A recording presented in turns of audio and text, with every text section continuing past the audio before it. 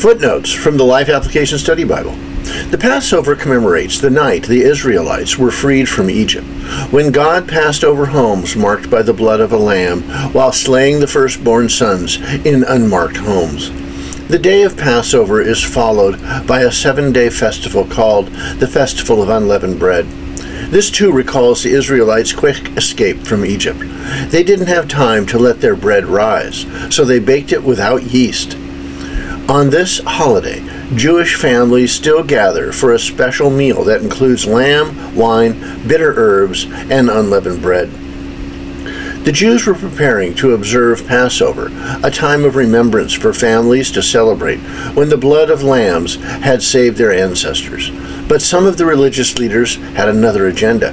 Jesus had disrupted their security, revealed their sham, and opposed their authority. Now they would put him away. But the world is controlled by our all-wise God, not by human leaders.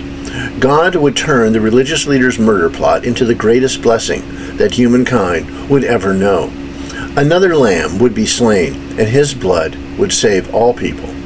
When grief and disaster seem to be dominating, remember that your life is in God's hands, and remember what Jesus did for you.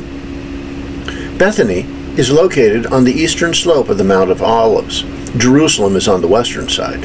This town was the home of Jesus' friends Lazarus, Mary, and Martha, who were also present at this dinner. The woman who anointed Jesus' feet was Mary, Lazarus and Martha's sister. Matthew and Mark placed this event just before the Last Supper, while John placed it a week earlier, just before the triumphal entry. It must be remembered that the main purpose of the Gospel writers was not to present a chronological account of Jesus' life, but to give an accurate record of his message.